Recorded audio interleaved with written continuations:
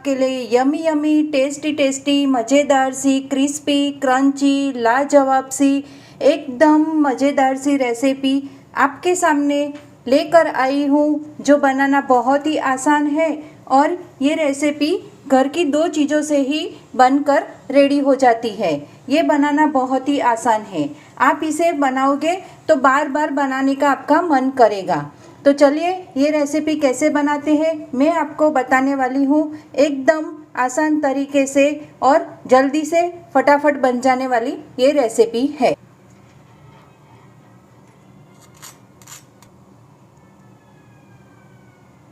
तो नाश्ता बनाने के लिए सबसे पहले हमें एक गैस पे एक पैन रखना है। पैन के अंदर 2 टेबलस्पून हमें तेल ऐड करना है। तेल गर्म हो जाने के बाद हम इसके अंदर डालेंगे थोड़े से राई के दाने और थोड़े से डालेंगे हम जीरे के दाने।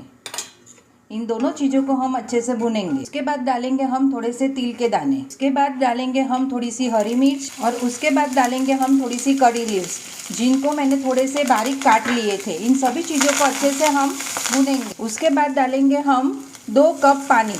पानी को हमें मेज़रमेंट के हिसाब से ही लेना है।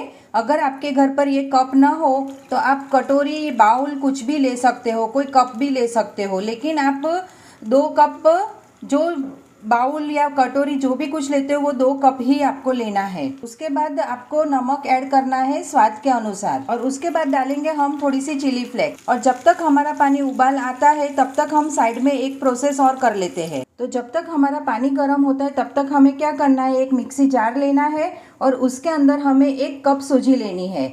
मैंने इसीलिए आपको बताया था कि जो मेज़रमेंट से आप पानी लेते हो उसका आधा, इतने हमने 2 कप पानी लिया था तो हमें लेना है 1 कप सूजी, जिसको हमें मिक्सी जार में ऐड कर इसे थोड़ा सा ग्राइंड करेंगे। तो ये देखिए हमारी सूजी ग्राइंड हो चुकी है, इस तरह की हमें ग्राइंड करनी है। तो देखिए यहाँ पे हमारा पानी भी उबल गया है। इसी के अंदर हम डालेंगे थोड़ी थोड़ी कर सूजी और इसे हिलाते रहेंगे। इस तरह से हिलाकर हमें सभी सूजी को अच्छे से मिक्स करना है, एक भी लम्स नहीं रहने देना है। और इस तरह से हिलाकर हम एक डो तैयार करेंगे। तो यहाँ पे हमारी सूजी अच्छे से पक चुकी है। देखिए कढ़ाई पे भी बिल्कुल भी हमारे पैन के अंदर बिल्कुल भी चिपक नहीं रही है। ये देखिए, ये देखिए।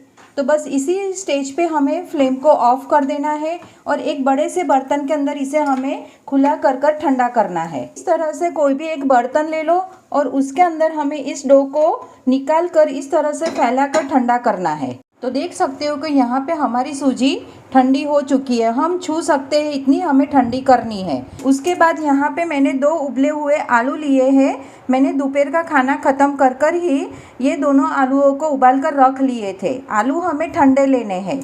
तो इस तरह से आलू को लेकर हमें इसे ग्रीट करना है और इसी के ऊपर ही हमें ग्रीट कर लेना। तो आलू ग्रीट हो जाने के बाद हमें 2 टेबलस्पून इसके अंदर कॉर्नफ्लोर ऐड करना है। कॉर्नफ्लोर की जगह पे आप चावल का आटा भी ले सकते हो। बस इन सभी चीज़ों को मिक्स करने के लिए इस तरह से हाथों की मदद से हमें एक डो तैयार करना है। इस तरह से मिक्स कर देना है सभी चीज़ों को। तो देखिए मैंने यहाँ पे एक डो तैयार कर लिया है। इस तरह से आपको भी इस तरह से डो तैयार करना है। ये देखिए इस तरह से डो तैयार करने के बाद इस तरह से हाथों में तेल लगा लेना है और इसके ऊपर भी इस तरह से तेल लगा लेना है। उसके बाद हमें थोड़ा सा डो लेके इस तरह से इसके शेप्स बनाकर इस तरह से छोटे छोटे शेप्स में नाश्ता तैयार करना है। देखिए इस तरह से आप इस तरह का शेप भी दे सकते हो या तो फिर इस तरह से गोल बॉल्स भी बना सकते हो। आपकी मर्जी आपको कौन सा शेप देना है। इस तरह से आप कोई भी शेप देकर इस तरह से नाश्ता तैयार कर सकते हो। मैंने इस तरह से शेप को दिया है और इस तरह से बनाकर मैं रेडी कर रही हूँ। ये देखिए इस तरह से नहीं बनाना हो तो मैं आपको दूसरी ट्रिक भी बताती हूँ। आप आसानी से जल्दी आपका काम भी हो जाएगा और जल्दी से बन भी जाएगा। आपको इस तरह से एक चकला लेना है और उसके ऊपर थोड़ा सा तेल लगा लेना है। तो और इस तरह से थोड़ा सा ज़्यादा सा डो लेकर इस तरह से एक लड़ी बनानी है आपको इस तरह से। और उसके बाद चप्पू की मदद से इस तरह से छोटे छोटे पीस में कट कर लेना है इस तरह से। तो आपका काम आसान भी हो जाएगा और आपकी रेसिपी जल्दी से बनकर रेडी भी हो जाएगी। इस तरह से आपको कट कर लेना है और हाथों की मदद से इस तरह से शेप दे देना है। तो देखिए 1 कप सूजी से मेरा कितना सब नाश्ता बनकर रेडी हो गया है। ये देखिए ये भी हो गया है और बाकी का ये भी है।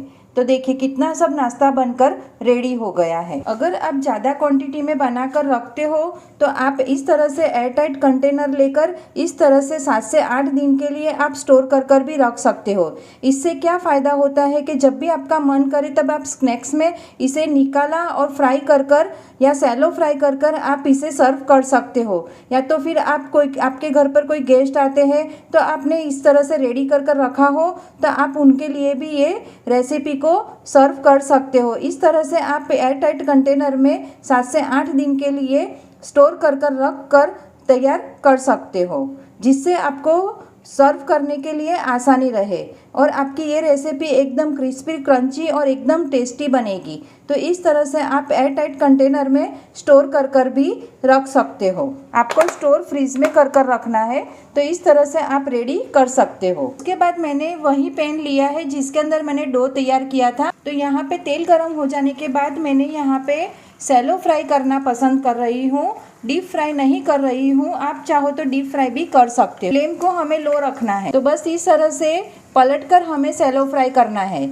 जब तक हमारे नाश्ता जो क्रिस्पी और क्रंची ना बने तब तक हमें इसे सैलो फ्राई करना है। तो आप देख सकते हो कि यहाँ पे हमारा नाश्ते का कलर भी चेंज हो गया है और एकदम क्रिस्पी और क्रंची बनकर रेडी हो गए हैं। इसे हमें प्लेट के अंदर निकालना है। तो ये देखिए एकदम क्रिस्पी क्रंची हमारा नाश्ता बनकर रेडी हो गया है।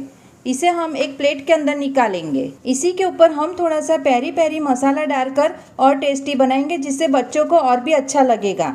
इस तरह से आपको पेरी पेरी मसाला या मैगी मसाला कुछ भी डालकर इस तरह से सर्व करना है। तो ये देखिए इस तरह से हमारा क्रिस्पी क्रंची एकदम टेस्टी नाश्ता बनकर रेडी हो गया है।